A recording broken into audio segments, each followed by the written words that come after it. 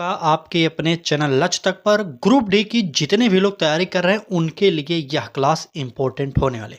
आज की इस क्लास में हम अभी तक रेलवे ग्रुप डी में जितने भी जीके जीएस के अंतर्गत प्रश्न पूछे गए हैं उनको हम देखने वाले हैं। मतलब प्रीवियस ईयर के जीके का प्रश्न आज हम इस क्लास में देखने वाले हैं और ऐसे प्रश्न हैं जो परीक्षा में बार बार आते हैं। अगर आप भी ग्रुप डी में टॉपिक वाइज क्लासेज चाहते हैं तो आप हमारे साथ जुड़कर तैयारी फ्री में कर सकते हैं। तो सबसे पहले आप अपना सिलेबस देख लें।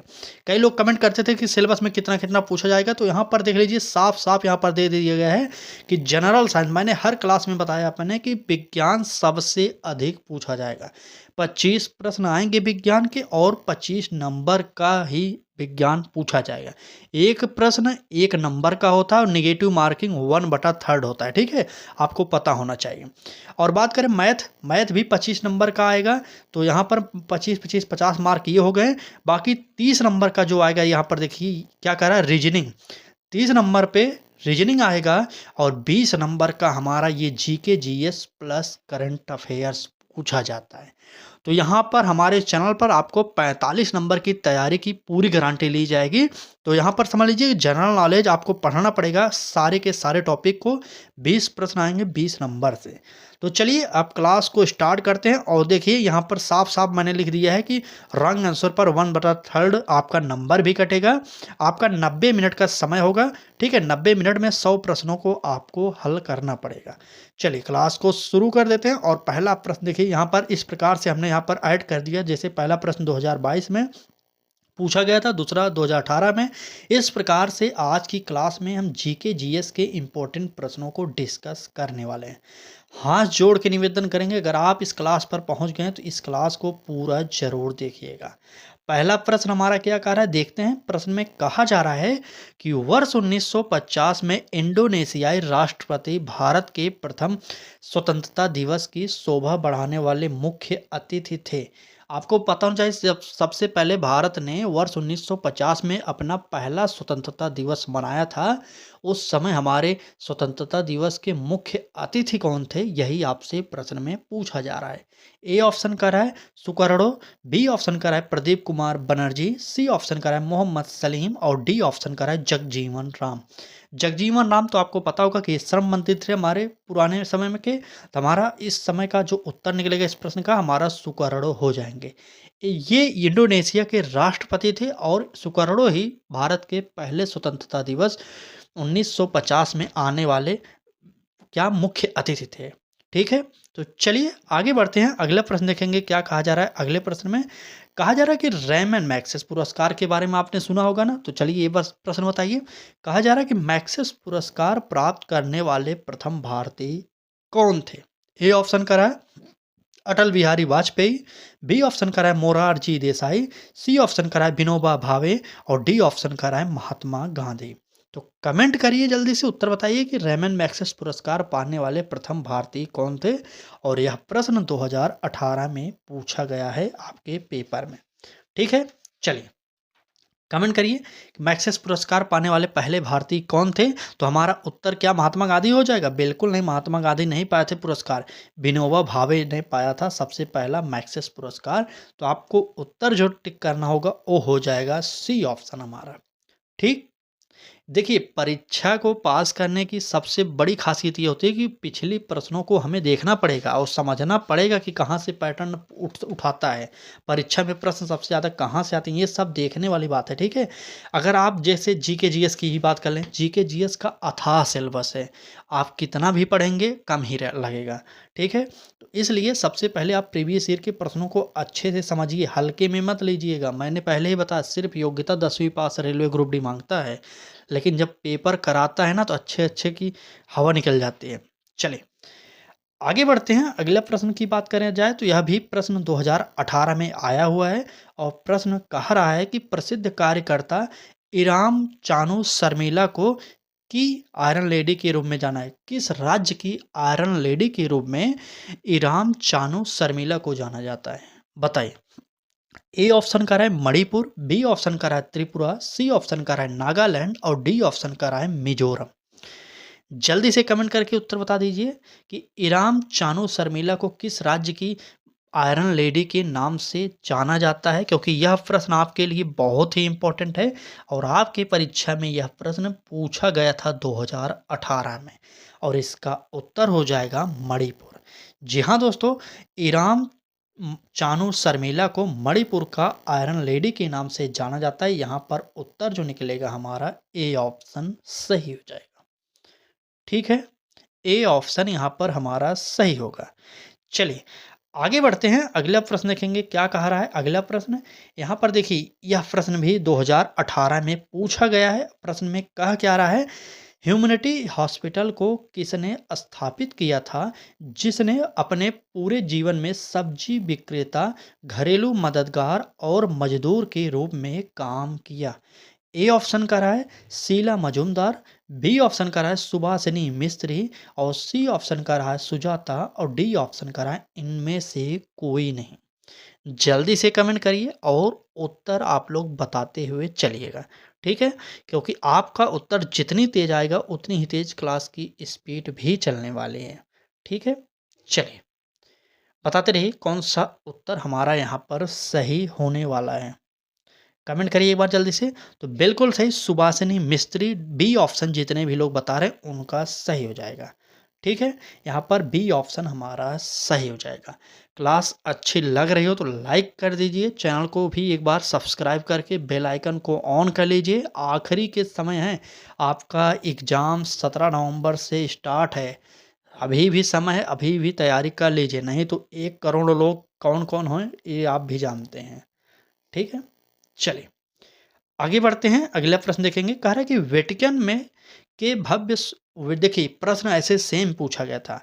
वेटिकन के भव्य समारोह में पोप फ्रांसिस द्वारा 4 सितंबर 2016 को यहाँ पर खाली स्थान दे दिए गए को संत की उपाधि दी गई। खाली स्थान इसलिए दिया जाता है प्रश्नों में, थोड़ा आप पढ़ें, थोड़ा भ्रमित हो, आप उत्तर गलत कर दें और कुछ नहीं। यहाँ पर साफ साफ इनके द्वारा पूछा जा सकता था कि वेटिकन के भव्य समारोह में पोप फ्रांसिस द्वारा 4 सितंबर 2016 को किसे संत की उपाधि दे दी गई थी, लेकिन यहाँ पर खाली स्थान इसलिए दे दिए गए थोड़ा सा आपको दिक्कत हो। ठीक है, यहाँ पर किसे लिख देते पूरी की पूरी सही हो जाती। चलिए फिलहाल बताते हैं। ए ऑप्शन करा है मदर टेरेसा, बी ऑप्शन करा है सिस्टर निर्मला और सी ऑप्शन करा है सिस्टर मैरी और डी ऑप्शन इनमें से कोई नहीं और ग्रुप डी 2018 का पेपर प्रश्न। चलें जल्दी से बता दीजिए कि वेटिकन के मध्य जो भव्य समारोह हुआ था 4 सितंबर 2016 को। बात करें किसे संत की उपाधि दी गई थी, तो वो थी मदर टेरेसा। मदर टेरेसा को संत की उपाधि कब दी गई थी, ऐसा भी आपके पेपर में प्रश्न आ सकता है, तो याद कर लीजिएगा 4 सितंबर 2016 को मदर टेरेसा को संत की उपाधि दी गई थी। ठीक, चले ए ऑप्शन यहाँ पर हमारा सही हो जाएगा। आगे बढ़ते हैं, अगला प्रश्न देखेंगे क्या कह रहा है। देखिए जीके के प्रश्नों को जो हल्के में ले रहे हैं, देखिए इस प्रकार के प्रश्न आपके पेपर में आएंगे। अभी हमारे चैनल पर आपको प्रीवियस ईयर की श्रृंखला प्रोवाइड की जा रही है, चाहे बात करें विज्ञान की, इतिहास की, भूगोल की, संविधान की। आज हमने जीके की भी क्लास प्रोवाइड कर दी, तो इस प्रकार से आपको आने वाले 2-4 दिन तक ऐसे ही प्रीवियस ईयर क्लासेज मिलती रहेंगी और बीच बीच में आपको सब्जेक्ट वाइज मैराथन भी मिलता रहेगा। तो नए हो तो जुड़ जाइए हमारे साथ और अपने मित्रों तक इस क्लास को शेयर जरूर करिएगा। ठीक है, चलिए प्रश्न में कहा जा रहा है, अगले प्रश्न की बात करें तो कह रहा है कि किसने कहा धैर्य आसानी से हासिल नहीं किया जा सकता, यह केवल मांसपेशियों के निर्माण की तरह है, हर दिन आपको इस पर काम करने की जरूरत है। किसने कहा था? एकनाथ ईश्वरन ने कहा था, अखिल शर्मा ने कहा था या दिनेश डिसोजा ने कहा था या इनमें से कोई नहीं। यह प्रश्न किस टॉपिक से लिया गया है पता है? प्रमुख व्यक्ति और उनसे संबंधित स्थान, ये प्रश्न लिया गया। सोचिए आपको जीके का सभी टॉपिक पढ़ना पड़ेगा। हम आपको अब 5 या 10 मिनट की क्लासेस सोच रहे हैं डेली शाम को 5 बजे प्रोवाइड करें एक टॉपिक पर, जैसे प्रमुख व्यक्ति, प्रमुख स्थान, ये सब राजधानी और मुद्रा, ये सब टॉपिक आपको कराना चाहते हैं। आप कमेंट करके जरूर बताइएगा आपको चाहिए कि नहीं। ठीक है, अगर बात करें इस प्रश्न के उत्तर की, तो यह कहा था किसने? एकनाथ ईश्वरन ने। ठीक, किसने कहा था? एकनाथ ईश्वरन ने यह कथन कहा था और इस प्रश्न का उत्तर हमारा जो होगा ए ऑप्शन सही हो जाएगा। ठीक है, चलिए अगला प्रश्न। अगले प्रश्न में बात करें तो कह रहा है कि भारतीय फिल्म निर्देशक गुरुदत्त का वास्तविक नाम क्या था? जल्दी से बता दीजिए, भारतीय फिल्म निर्देशक गुरुदत्त का वास्तविक नाम क्या था? ए ऑप्शन कर रहा है बसंत कुमार शिवशंकर पादुकोण, और बी ऑप्शन कर रहा है प्रभाकर पादुकोण, सी ऑप्शन कर रहा है बसंत पादुकोण, और डी ऑप्शन कर रहा है इनमें से कोई नहीं। और यह प्रश्न होगा ग्रुप डी 2018 में आया। तो बताइए जल्दी से, फिल्म निर्देशक गुरुदत्त का वास्तविक नाम क्या था? जल्दी से कमेंट करिए। बिल्कुल सही, वसंत कुमार शिवशंकर पादुकोण यह नाम किसका था? तो गुरुदत्त का नाम था। यहाँ पर हमारा ए ऑप्शन सही हो जाएगा। यह टॉपिक है हमारा लोकप्रिय उपनाम, व्यक्ति तथा शहर एवं कथन का इम्पोर्टेंट प्रश्न। ठीक है, तो आपको जो जो भी टॉपिक पढ़ना पड़ेगा अभी हम क्लास के लास्ट में बता देंगे। जीके के अंतर्गत इतने टॉपिक आपको पढ़ने पड़ेंगे, इतने के अंदर आपसे प्रश्न पूछा जा रहा है। ठीक, क्लास के अंतिम में हम आपको दिखाएंगे कौन कौन सा टॉपिक है जो पढ़ना पड़ेगा जीके जीएस के अंतर्गत। यह प्रश्न का ऑप्शन जो सही होगा, ए ऑप्शन सही हो जाएगा। 2018 में यह प्रश्न आया था। चले अगले प्रश्न देखेंगे। कह रहा है कि एक सीजन में 2 बार माउंट एवरेस्ट पर चढ़ाई करने वाली दुनिया की पहली महिला कौन है? और यह प्रश्न भी 2018 में पूछा गया है। जल्दी से बताइए, एक सीजन में 2 बार माउंट एवरेस्ट पर चढ़ाई करने वाली दुनिया की पहली महिला कौन है? ए ऑप्शन कर रहा है जंको तवई, बी ऑप्शन कर रहा है अंगरीता, सी ऑप्शन कर रहा है अंशु जमसेपा, और डी ऑप्शन कर रहा है इनमें से कोई नहीं। चले जल्दी से बता दीजिए उत्तर कौन सा हमारा यहाँ पर सही होने वाला है कि एक सीजन में 2 बार माउंट एवरेस्ट पर चढ़ाई करने वाली दुनिया की पहली महिला कौन है? चले बताइए, जंको तबाई होंगी या अंगरीता या अंशु जमसेपा होंगे, कौन से होंगे? जल्दी से कमेंट करके बताइए। इस प्रश्न के उत्तर की अगर बात किया जाए तो उत्तर हो जाएगा अंशु जमसेपा। ठीक है, चले आगे बढ़ेंगे। क्लास थोड़ी सी बड़ी हो रही है लेकिन आप धैर्य बनाकर इस क्लास को पूरा ज़रूर देखिएगा। ठीक है, अगर आपको क्लास अच्छी लगे तो लाइक कर दीजिएगा, चैनल को सब्सक्राइब कर लीजिएगा, क्योंकि हर दिन सुबह 10 बजे हमारे चैनल पर आपको क्लासेज मिलती हैं। तो लाइव जुड़ा करिए सुबह 10 बजे, क्योंकि समय बहुत कम है। अगर आप समझ रहे हैं कि हम आपके पास समय बहुत कम है तो हम आपको बताना चाहेंगे कि 17 नवंबर बहुत दिन नहीं है, आप खुद जोड़ लीजिए। सितंबर चल रहा है, अक्टूबर नवंबर 2 महीने का समय है आपके पास। ठीक, तो 2 महीने का मान लीजिए समय है। 2 महीने में कितना पढ़ाई करना है आप भी जानते हैं। 32,000 सीट है, आपको भी पता है, मुझे भी पता है। और फार्म करोड़ों में पड़े हैं, 1 करोड़ फार्म पड़े हैं। सोचिए, अनुमान लगाइए, लगभग एक सीट पर 334 या 32 लोग होंगे कम से कम। ठीक है, आप गुणा भाग करके देख लीजिएगा और कमेंट करके बताइएगा इस वीडियो में कि एक सीट पर कितने छात्र होंगे। फार्म की संख्या जो है लगभग 1.08 करोड़ है। ठीक है, 1.08 करोड़ इतने लोग फार्म भरे हैं, और 32,334 पद, ऐसे कुछ पद है। ठीक है, 32,200 पद मान लीजिए, चलिए 32,200 पद मान लीजिए। इतने में आप गुणा भाग करके बताइए कि एक सीट पर कितने बच्चे हो रहे हैं। ठीक है, चलिए बताइएगा ज़रूर। प्रश्न देखेंगे। कह रहा है कि दुनिया की पहली रोबोट स्की प्रतियोगिता किस देश में आयोजित की गई थी? क्या कह रहा है? ए ऑप्शन कह रहा है दक्षिण कोरिया में, बी ऑप्शन कह रहा है भारत, सी ऑप्शन कह रहा है स्विट्जरलैंड, और डी ऑप्शन कह रहा है रूस। और यह प्रश्न ग्रुप डी 2018 में पूछा गया है।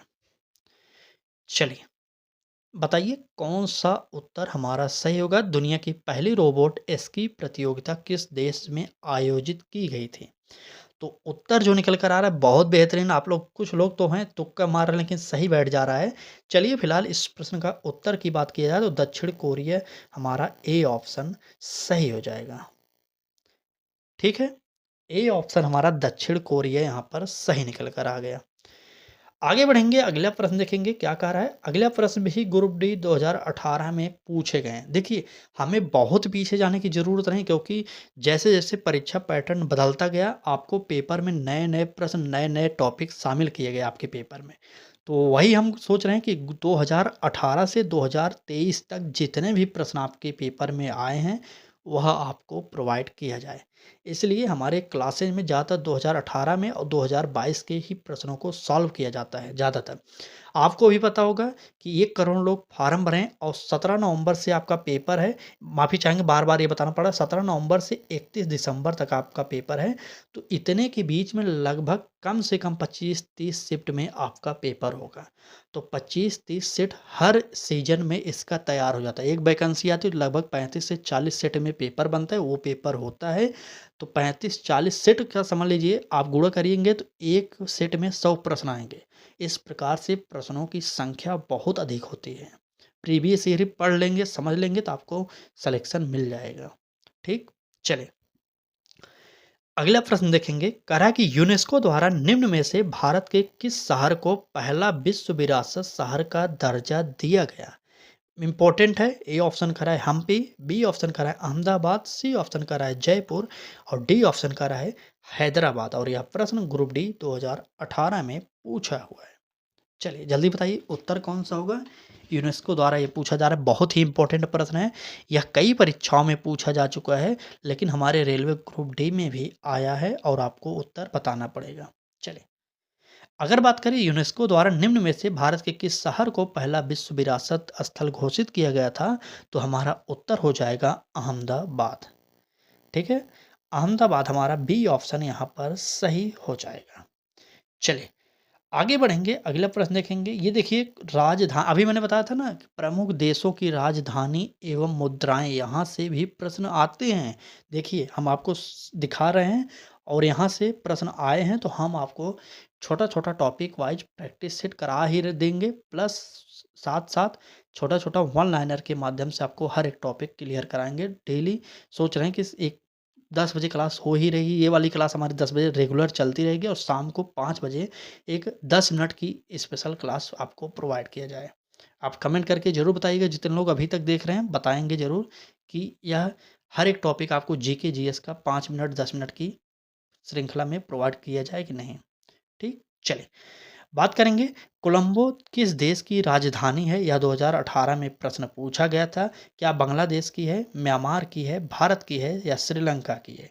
तो बांग्लादेश की जो राजधानी है वो है ढाका। आप सभी को पता होना चाहिए, ढाका है। ठीक है, और म्यांमार की राजधानी क्या है कमेंट करिए। चलिए आप सब छोड़िए, भारत की राजधानी एक बार क्या क्या है कमेंट करिए। भारत की राजधानी कमेंट करके आप जरूर बताइएगा। और कोलंबो की बात की जाए तो कोलंबो है श्रीलंका की राजधानी। यहाँ पर हमारा डी ऑप्शन सही हो जाएगा। ठीक ठीक ठीक, कोलंबो श्रीलंका की राजधानी है। भारत की राजधानी आप लोग यहाँ पर कमेंट करके बताइए जल्दी से। तो देखते हैं कितने लोग भारत की राजधानी को नहीं जानते। चलिए, इसमें जानने की बात नहीं, कौन लोग नहीं जानते ये देखना चाहते हैं हम। अगला प्रश्न 2018 में यह भी आया है, पूछा जा रहा है प्योंगयांग। देखिए प्रश्न में नाम ऐसा है कि आप दिक्कत हो जाएगी आप पढ़ने में। ठीक है, तो ध्यान से पढ़िएगा। प्योंगयांग निम्नलिखित में से किस देश की राजधानी है? ए ऑप्शन करा है कंबोडिया, बी ऑप्शन करा है उत्तर कोरिया, सी ऑप्शन करा है दक्षिण कोरिया और डी ऑप्शन करा है वियतनाम। जल्दी से बताइए उत्तर क्या होगा हमारा। चलिए जल्दी से बताइए। प्योंगयांग अगर बात करें किस देश की राजधानी है, तो हमारा उत्तर जो निकल कर आएगा वो हो जाएगा उत्तर कोरिया। ठीक है, बी ऑप्शन यहाँ पर उत्तर कोरिया हमारा सही हो जाएगा। ठीक, चलिए इस प्रश्न का उत्तर हमारा बी ऑप्शन हो जाएगा। आगे बढ़ेंगे, अगला प्रश्न देखेंगे क्या कह रहा है। अगले प्रश्न में कहा जा रहा है कि निम्नलिखित में से कौन सी बोत्सवाना की मुद्रा है? आप लोग बताइए कि बोत्सवाना की मुद्रा क्या है। ए ऑप्शन का है पुला, बी ऑप्शन का है डॉलर, सी ऑप्शन का है रियाल और डी ऑप्शन का है रुपया। तो रुपया अपने भारत की ही मुद्रा है, आपको भी पता होना चाहिए। ठीक, चलिए बताइए बोत्सवाना की मुद्रा क्या होगी। देखिए मैंने बताया था ना, मुद्रा राजधानी ये सब पूछे जाएंगे, देख लीजिए मुद्रा की प्रश्न है। चलिए बताइए, बोत्सवाना की मुद्रा की बात करें तो इसकी मुद्रा जो हो जाएगी वो होती है पुला। और डॉलर यूएसए का है, अमेरिका का डॉलर होता है, आपको भी पता होना चाहिए। इस प्रश्न का उत्तर जो निकलेगा हमारा ए ऑप्शन, बोत्सवाना की मुद्रा पुला होती है। ठीक, चलिए अगला प्रश्न। अगले प्रश्न में कहा जा रहा है बाहत कहाँ की मुद्रा है? बाहत एक मुद्रा है और पूछी जा रही है कहाँ की है। ए ऑप्शन करा है चीन की है, बी ऑप्शन करा है क्यूबा का, सी ऑप्शन करा है ब्राज़ील का और डी ऑप्शन करा है भारत का। तो बताइए बाहत कहाँ की मुद्रा है? जल्दी से कमेंट करिए। चलिए, या देखिए हम आपको बता नहीं सकते कौन से प्रश्न किस साल में पूछेंगे, यहाँ पर इसलिए हमने नोट कर दिया है। अगर हम हर प्रश्न में नहीं बता रहे हैं किस सन में पूछा गया, तो आप यहाँ पर देखकर समझ जाइए कि 2018 में, 2022 में ऐसे ही प्रश्न पूछे गए हैं, ठीक है? ध्यान दीजिएगा। चलिए, और अगर बात करें इस प्रश्न की, बाहत कहाँ की मुद्रा, तो बाहत जो है कहाँ की मुद्रा है? चलिए बताइए। यहाँ पर टाइपिंग एरर हो गया। यहाँ पर बाहत इसमें से कोई ऑप्शन ही नहीं सही है, ठीक है? बाहत है मुद्रा कहाँ की? थाईलैंड की, ठीक है? बाहत मुद्रा है थाईलैंड की, आप लोग नोट कर लीजिएगा यहाँ पर थोड़ी सी मिसप्रिंट हो गई। बाहत मुद्रा थाईलैंड की है। यहाँ पर थोड़ा सा टाइपिंग एरर है, आपसे माफ़ी चाहेंगे। यह बाहत मुद्रा जो होती है ये थाईलैंड की मुद्रा है, ठीक? चलिए, आप लोग नोट करिएगा, ये सब गलत है, थाईलैंड हमारा उत्तर हो जाएगा, बाहत थाईलैंड। आगे बढ़ेंगे, अगला प्रश्न देखेंगे। देखिए ये प्रश्न कैसा प्रश्न है, देख रहे हैं किस प्रकार का यह प्रश्न है। चलिए, बात बिल्कुल सही, बाहत मैंने बता दी ना, बाहत थाईलैंड की मुद्रा थी। क्या दिक्कत है उसमें? चलिए देखते हैं क्या दिक्कत लग रही है आपको। फिर से लिख दे रहे हैं, थोड़ा सा यहाँ पर टाइपिंग एरर हो गया इसलिए हम इसे काट दे रहे हैं, और थाईलैंड आप लोग नोट कर लीजिएगा, ठीक है? चलिए, थाईलैंड यहाँ पर लिखने में थोड़ी सी दिक्कत होती है, आप लोग समझ लीजिएगा। चलिए, थाईलैंड हो जाएगा उत्तर, बाहत मुद्रा थाईलैंड की है। चलिए, ये प्रश्न देखिए, ऐसे भी प्रश्न आपके पेपर में आएंगे और आपको अच्छे से इन्हें पढ़ना पड़ेगा, ठीक है? और यह जो है प्रमुख देशों के राष्ट्रीय स्मारक के प्रश्न हैं, क्योंकि यह भी टॉपिक आपको पढ़ना पड़ेगा। बस अब क्लास अब समाप्त होने वाले 3-4 प्रश्न और हैं, और क्लास के समाप्ति पर हम आपको बताएंगे जीके जीएस के अंतर्गत कौन कौन से टॉपिक आपको पढ़ने पड़ेंगे, ठीक? बने रहिएगा। क्लास अच्छी लग रही हो तो लाइक शेयर सब्सक्राइब करते रहिएगा, और डेली सुबह 10 बजे जरूर जुड़िए। चलिए, बात करेंगे इस प्रश्न की। कह रहा है बेसिलिका ऑफ बॉम जीसस एक रोमन कैथोलिक बेसिलिका है जो राज्य में स्थित है और यूनेस्को के विश्व धरोहर स्थलों में से एक है। बताइए किस राज्य में स्थित है? क्या? बेसिलिका ऑफ बॉम जीसस एक रोमन कैथोलिक है, आपको भी पता होना चाहिए। तो जल्दी से बताइए, क्या गोवा में स्थित है, आंध्र प्रदेश में स्थित है, केरल में स्थित है और मेघालय में स्थित है? ग्रुप डी 2018 में पूछा हुआ प्रश्न। चलिए, आज की इस क्लास में ज़्यादा से ज़्यादा ग्रुप डी 2018 के प्रश्न, उसके बाद 2022, ये 2 ही साल के आज की इस क्लास में प्रश्न रखे हैं हमने, ठीक? चलिए, अगर बात करें इस प्रश्न की उत्तर की, तो बेसिलिका ऑफ बॉम जीसस कहाँ पर है, किस राज्य में है? तो इसकी बात करेंगे तो यह है गोवा के राज्य में, गोवा राज्य में। गोवा राज्य की राजधानी क्या है? तो पणजी है, आपको भी पता होना चाहिए, पणजी। और गोवा के मुख्यमंत्री कौन है हमारे इस समय, बताइए। चलिए, इस प्रश्न का उत्तर जो होगा ए ऑप्शन सही हो जाएगा। चलिए, आगे बढ़ेंगे, और यह प्रश्न 2022 में पूछा गया है। देखिए, अगर 2022 में इस टॉपिक से प्रश्न आया था, तो 25 में भी आपके पेपर में इस टॉपिक से प्रश्न आ सकते हैं, ठीक है?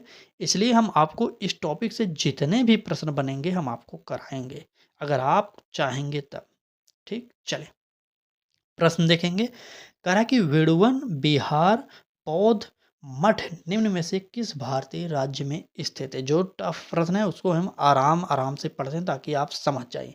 फिर से सुन लीजिए, वेड़ुवन बिहार बौद्ध मठ निम्न में से किस भारतीय राज्य में स्थित है? ए ऑप्शन करा है नागालैंड, बी ऑप्शन करा है त्रिपुरा, सी ऑप्शन करा है मणिपुर और डी ऑप्शन करा है मेघालय। चलिए, बताइए जल्दी से कमेंट करिए, क्योंकि यह प्रश्न इंपॉर्टेंट है। वेड़ुवन बिहार बौद्ध मठ कहाँ पर स्थित है? उत्तर हो जाएगा हमारा त्रिपुरा में स्थित है, ठीक? त्रिपुरा राज्य में स्थित है, यहाँ पर बी ऑप्शन आप लोग सही कर लीजिएगा। चलिए, आगे बढ़ते हैं, अगला प्रश्न देखेंगे क्या कह रहा है। अगला प्रश्न में कहा जा रहा है cathedral of Mary help of Christian Bharat के किस राज्य में स्थित है? देखिए प्रश्न कितना टफ है।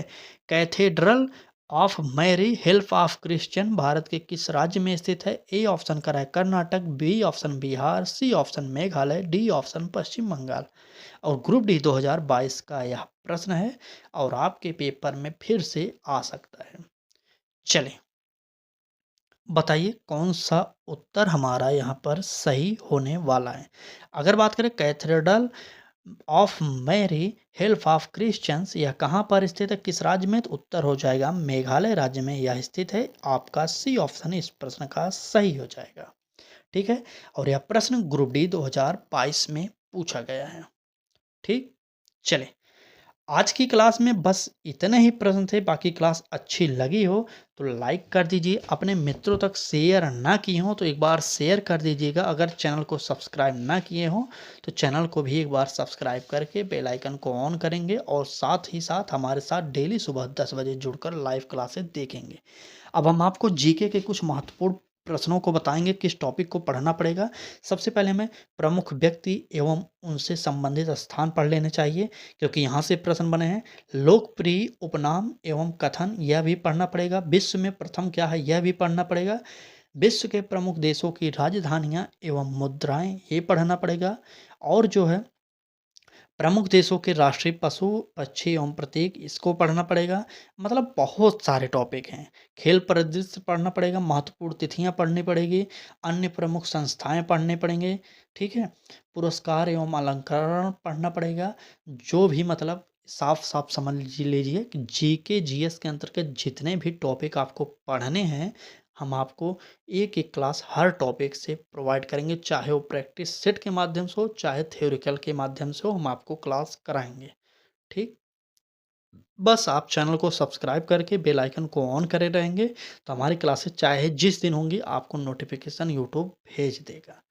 ठीक है, चलिए, बाकी आज की क्लास में बस इतना ही।